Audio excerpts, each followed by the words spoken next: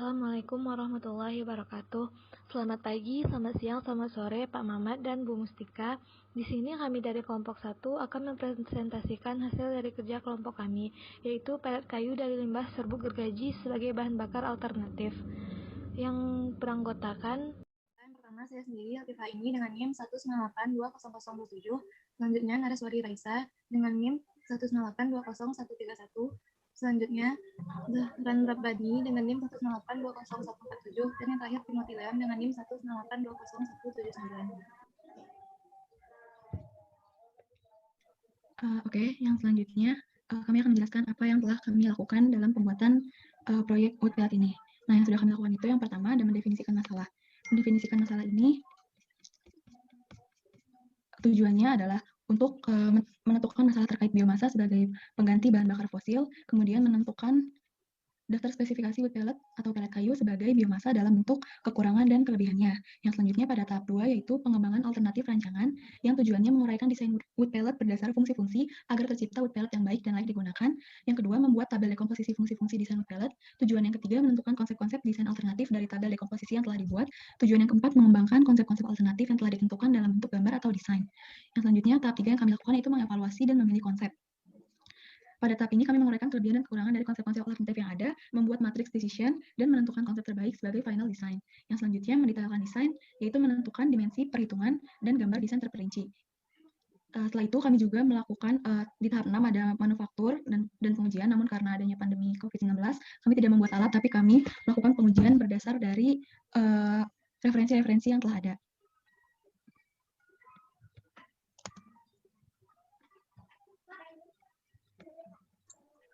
Lalu berikutnya tentang mendefinisikan masalah. Karena penggunaan bahan bakar fosil yang semakin meningkat menyebabkan cadangan bahan bakar semakin lama semakin menipis. Selain itu juga mengakibatkan pencemaran lingkungan. Salah satu cara untuk mengatasi masalah tersebut adalah dengan cara pengembangan bahan bakar alternatif yang cenderung lebih ramah lingkungan dan bersifat renewable atau terbarukan. Misalnya dengan biomasa yang salah satunya adalah wood pellet atau pelet kayu. Nah, wood pellet atau pelet kayu ini merupakan salah satu bentuk energi biomasa yang berbahan serbuk kayu. Syarat pelet kayu layak dijadikan bahan bakar adalah kadar airnya yang rendah, kadar abunya rendah, kerapatannya tidak terlalu tinggi, dan tidak terlalu rendah. Selain itu, luas permukaan serbuk kayu yang seragam akan memudahkan untuk menempel satu sama lain. Semakin kecil ukuran serbuk kayu, nilai ketangguhan terhadap tekanan akan semakin besar. Pelet kayu sebaiknya berukuran kecil untuk memudahkan nyala api menjangkau seluruh permukaan pelet kayu. Hal ini terjadi karena ukuran partikel berbanding lurus dengan luas permukaan pelet kayu sebagai bahan bakar.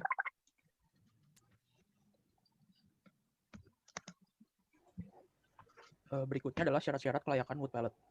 Yang pertama adalah bentuk dan ukuran, yang kedua perekat, yang ketiga proses pengeringan, dan yang keempat jenis kayu. Pada umumnya, bentuk wood pellet berbentuk silinder karena disesuaikan dengan mesin pencetak yang ada saat ini. Bentuk lain bisa saja dibuat, namun tingkat kesulitannya lebih tinggi dan belum ada yang pernah membuatnya. Selanjutnya, ukuran wood pellet akan bergantung pada kemudahan wood pellet untuk menghasilkan daya bakar yang tinggi. Ukuran akan dibagi lagi menjadi volume dan luas permukaan. Semakin kecil volume dan luas permukaan wood pellet, maka pada saat pembakaran api akan mudah membakar seluruh permukaan wood pellet sehingga panas yang dihasilkan menjadi maksimal. Syarat yang ketiga yaitu perekat. Hasil dari studi literatur menyebutkan larutan tapioka adalah perekat terbaik karena tapioka memiliki kerapatan yang kecil atau lebih halus dibandingkan tepung atau bahan perekat lainnya, sehingga akan lebih mudah menyatukan serbuk kayu. Dalam larutan tapioka, semakin banyak kadar tapioka, maka akan semakin bagus. Yang terakhir, wood pellet haruslah memiliki kadar air seminimal mungkin, karena itu dibutuhkan proses pengeringan yang maksimal. Jenis kayu yang menjadi syarat terakhir kelayakan karena setiap kayu memiliki tingkat kerapatan yang berbeda. Dan menurut studi literatur, serbuk kayu jati adalah bahan wood pellet terbaik selain karena mudah didapat, juga memiliki tingkat kerapatan yang medium.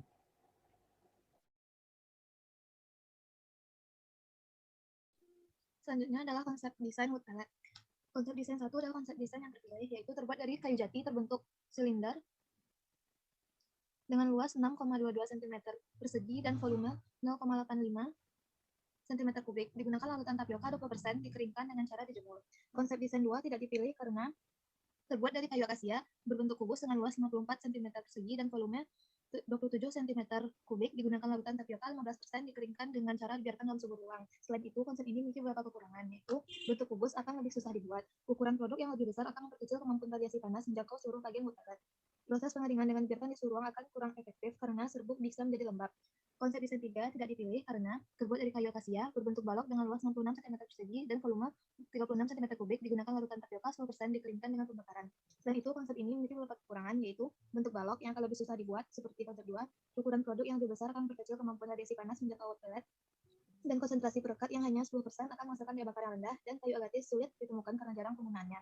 Dan konsep desain 4 tidak dipilih karena terbuat dari kayu jati berbentuk silinder dengan luas 6,22 cm persegi dan volume 0,85 cm kubik. Digunakan larutan tapioka 10% dikeringkan dengan cara dijemur.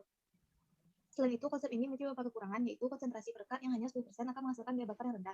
Dan yang terakhir, konsep desain 5 tidak dipilih karena terbuat dari kayu akasia berbentuk kubus dengan luas 54 cm persegi dan volume 27 cm3. Digunakan larutan tapioka 10% dikeringkan dengan cara pembakaran.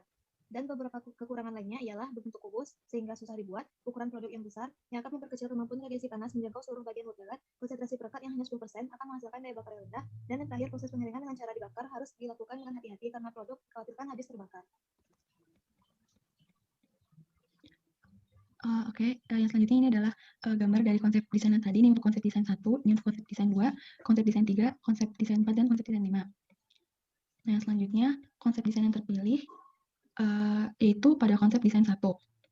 Konsep desain 1 ini memiliki diameter 0,006 meter, panjang 0,3 meter, luas permukaan 6,22 kali 10 pangkat min 4 meter persegi, volume 8,5 kali 10 pangkat min 7 meter kubik, menggunakan perekat yaitu larutan tapioka 20%, dikeringkan dengan cara dijemur, menggunakan jenis kayunya kayu jati yang tingkat kerapatannya 480 kg per meter kubik. Nah, konsep ini juga memiliki kelebihan seperti bentuknya yang silinder sehingga akan memudahkan proses pembentukan. Kemudian ukuran produk yang memiliki luas permukaan dan volume yang kecil jika dibandingkan konsep desain yang lain sehingga akan memudahkan radiasi panas api menjangkau seluruh bagian sehingga nantinya wood pellet akan mudah terbakar. Selanjutnya, penggunaan larutan tapioka 20% akan berpengaruh pada daya bakar wood pellet karena semakin tinggi konsentrasi perekat akan semakin mudah terbakar. Penggunaan kayu jati pun dipilih karena kayu jati memiliki tingkat kerapatan yang medium sebesar 0,48 gram per cm kubik atau 480 kg per meter kubik. Namun konsep desain ini memiliki kelemahan itu karena dikeringkan dengan cara dijemur di bawah sinar matahari sehingga waktunya relatif lebih lama. Nah, kami juga menganalisis konsep desain terpilih ini menggunakan matrix decision. Di sini konsep desain pertama yang terpilih memiliki nilai total yang tinggi yaitu 8,1. Dengan perhitungan untuk anggaran biaya nilainya itu 9 karena pada konsep desain ini relatif lebih murah dibanding yang lain. Kemudian kemudahan proses pembuatan juga dikasih nilai 8 karena seperti yang tadi disebutkan bentuk yang bulat, bentuk yang silinder dengan mesin yang telah ada pun bentuknya silinder sehingga memudahkan proses pembuatan. Selanjutnya daya tahan simpan produk karena dikeringkan dengan cara dijemur di bawah sinar matahari sehingga kadar airnya rendah. Karena itu produk akan lebih tahan lama. Sehingga untuk daya tahan simpan produk kami beri nilai 9, untuk proses pengeringan kami beri nilai 7. Mengapa lebih rendah? Karena seperti yang tadi disebutkan bahwa pengeringan ini menjadi salah satu kelemahan konsep yang terpilih karena proses pengeringan yang di bawah sinar matahari waktunya membutuhkan lebih lama. Untuk kualitas kami beri nilai 8 karena berdasarkan kelebihan-kelebihan telah dianalisis pada konsep desain 1 kualitasnya lebih baik dibandingkan konsep desain yang lain. Sekarang kita akan melihat desain terperinci dari wood pellet produk kami. Yang pertama di sebelah kiri merupakan gambar referensi dari produk wood pellet, sedangkan di sebelah kanan merupakan sketsa desain wood pellet dengan skala 1:4. Dapat dilihat dari tampak depannya, yaitu wood pellet memiliki diameter dengan ukuran 0,6 cm. Sedangkan tampak sampingnya dapat dilihat memiliki panjang sepanjang 3 cm dan tinggi mengikuti diameter yaitu 0,6 cm. Dengan spesifikasi sebagai berikut, bahan dasar terbuat dari serbuk kayu pohon jati, bahan perekat yaitu tepung tapioka dan pengencer, dan persentase larutan perekatnya sebesar 20%. Volume dari wood pellet ini kurang lebih adalah 0,85 cm3 dan total luas permukaan yaitu 6,22 cm persegi.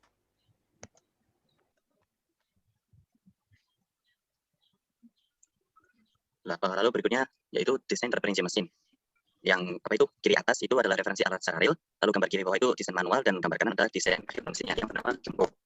Nah, pada bagian atas mesin yang ada berbentuk tadi itu adalah input hopper. Fungsinya adalah untuk memasukkan bahan dasar yang nantinya akan digiling. Sebagai tambahan, dengan banyaknya versi, bagian input hopper bersifat opsional sehingga bisa dipakai ataupun tidak, atau langsung ke mesin.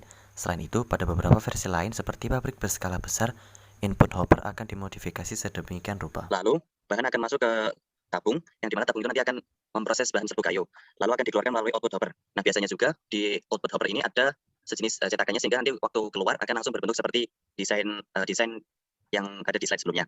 Nah, di bawahnya itu ada gearbox, di mana gearbox itu ada sistem roda gigi dan hidrolis yang menghantarkan tenaga mekanis dari penggerak roda dengan kecepatan lebih rendah tetapi gaya putar lebih tinggi. Di sini sebagai penggiling wood pellet untuk nantinya dicetak. Lalu di bagian kanan ada power reservoir, yaitu mesin yang berhubungan dengan listrik. Ada tombol on off yang digunakan untuk mengoperasikan. Dalam percobaan ini, kami tidak membuat alat karena mesin ini sudah banyak jualannya. Mesin ini mirip cara kerjanya seperti mesin penggiling daging. Oke, yang selanjutnya ada cara pembuatan dari wood pellet ini sendiri. Sebelumnya ada alat yang dibutuhkan, yaitu ada mesin Gemco, ada ember, pengaduk, dan timbangan. Untuk bahan ada tepung tapioka, air hangat, dan aromaterapi. Namun aromaterapi ini opsional. Nah, untuk proses pembuatannya, Jadi produk wood pellet yang kami rencanakan ini nantinya dibuat dengan menggunakan mesin Gemco. Nah, yang pertama, serbuk kayu akan dicampur dengan essential oil, namun ini opsional, bisa dicampur bisa tidak, dengan perbandingan setiap 1 kg serbuk kayu yaitu membutuhkan 15 ml essential oil. Kemudian diaduk sampai benar-benar tercampur merata. Kemudian siapkan bahan-bahan yang dibutuhkan yaitu serbuk gergaji, tepung tapioka, dan air, yaitu dengan perbandingan 5:1. Mengapa perbandingannya 5:1? Untuk mendapatkan konsentrasi yaitu sebesar 20%. Setelah itu, hubungkan mesin dengan sumber tenaga listrik. Nah, kemudian masukkan bahan yang telah dicampurkan tadi ke dalam input hopper. Input hopper ini akan berfungsi sebagai penampungan bahan mentah sebelum diproses pada bagian selanjutnya. Nah, ada juga bagian rotating roller pellet mill pada mesin yang memiliki stasioner mati dengan poros 0 berputar sehingga dapat memaksa bahan mentah keluar melalui lubang-lubang pada output hopper tadi. Nah, produk ini itu dicetak dengan menggunakan mesin pencetak pellet di mana roller memiliki tekanan 60 kg per meter persegi yang berputar mengelilingi bahan baku pada cetakan. Kemudian pellet akan keluar dari lubang cetakan yang nantinya akan dipotong pada pisau yang terdapat pada alat juga. Ukurannya yaitu panjang 3 cm dan diameter 0,6 cm. Nah, pellet ini ketika sudah keluar dari output hopper harus dikeringkan dengan cara dijemur di bawah sinar matahari agar kadar air semakin berkurang sehingga pellet menjadi solid karena zat pengikatnya sudah kering. Ini kurang lebih gambaran pembuatannya. Ini serbuk kayu yang nantinya akan dicampurkan dengan larutan tapioka dan aromaterapi. Ini setelah dicampurkan, kemudian nanti bahan yang tadi telah dicampurkan dimasukkan ke bagian input hopper ini. Nantinya akan diproses di bagian sini dan akan keluar melalui output hopper.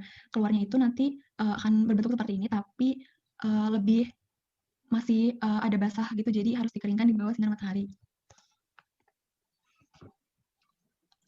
Berikutnya hasil analisa pengujian seperti yang bisa yang terlihat pada presentasi, itu perbandingan tersebut gergaji dan air adalah sama, yaitu 1:1, sedangkan perbandingan antara tapioka dan air adalah 5:1. Untuk kerapatan air didapat 1,18 gram per cm kubik. Lalu untuk laju pembakarannya adalah 183 gram wood pellet terbakar dalam 100 menit. Lalu sisa pembakarannya adalah 91,5% dengan daya bakar adalah 20% menghasilkan daya bakar 17,555 Joule per gram. Menurut jurnal Mesin Sains Terapan volume 1 nomor 1 Agustus 2017, dengan jadwal pengaruh persentase terhadap festival kayu dari sisa gergajian, didapatkan hasil percobaan pembuatan 1 kg dengan hasil persentase 20% memiliki kadar air yang paling rendah yaitu sebesar 9,31%, sehingga menghasilkan nilai kalor terbesar mencapai 17,367 Joule per gram. Bahan berkat yang terdiri dari tepung tapioka dan kadar air yang rendah dapat mengisi rongga-rongga kosong pada wood pellet, sehingga kerapatan produk yang dihasilkan akan lebih baik. Nilai kalor meningkat dengan bertambahnya perekat tapioka, karena wood pellet dengan perekat yang tinggi menghasilkan kadar air yang rendah dan kadar air yang rendah akan menghasilkan nilai kalor yang tinggi sesuai dengan penelitian oleh Rahman pada tahun 2019 dan Winata tahun 2013 bahwa kadar air sangat mempengaruhi kualitas udara seperti nilai kalor pembakaran, pembakaran dan jumlah asap yang dihasilkan selama pembakaran.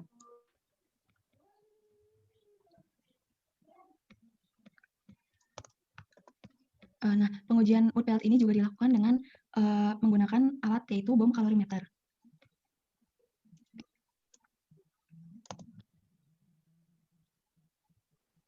Selanjutnya, finansial. Bisa dilihat pada layar ada investasi awal, pengeluaran per bulan, dan keuntungan. Total investasi awal yaitu dengan harga 4.134.000, biaya per bulan 1.119.000, dan pengeluaran per bulan total per hari 4.700.833.50 rupiah, total per bulan 14.125.005 rupiah. Dan ada keuntungan total per hari 6.205.000 rupiah, dan total per bulan adalah 18.075.000 rupiah. Total biaya operasional per bulan yaitu sebesar 16.244.005 rupiah dengan keuntungan 2.830.955 rupiah. Lama balik modal dengan rumus investasi awal dibagi keuntungan yaitu 4.134.000 dibagi 2.830.955 rupiah, yang hasilnya lebih kurang 1,5 bulan atau 1,5 bulan. Nah, sekarang kita akan melihat keunggulan apa saja sih yang terdapat pada produk wood pellet kami. Kita dapat melihatnya dari 3 aspek. Yang pertama, keterterimaan produk, yang kedua, rekayasa sosial, dan yang ketiga, peluang bisnis. Berdasarkan keterterimaan produknya, wood pellet dijadikan bahan bakar alternatif yang lebih ramah lingkungan. Kemudian, terus diuji coba oleh PLTU untuk dikomunikasikan dengan batu bara. Selanjutnya, dijadikan bahan bakar penyulingan minyak asiri. Yang keempat, dijadikan bahan bakar pembakaran bahan baku kaca dan keramik. Dan yang kelima, di daerah 4 musim seperti Amerika dan Eropa, dijadikan pemanas ruangan saat musim dingin. Berdasarkan rekayasa sosialnya, ya produk kami ini diberikan variasi aroma, sehingga selain menghangatkan juga dapat mengharumkan ruangan. Berdasarkan peluang bisnis, yang pertama, sebagai pengharum wood pellet lebih murah dibandingkan reed diffuser atau essential oil. Kemudian yang kedua, melihat peluang dibutuhkannya wood pellet di masa depan. Produksi wood pellet dapat dijadikan suatu bisnis. Oke, yang selanjutnya berikut adalah referensi yang kami gunakan dalam pembuatan proyek wood pellet ini.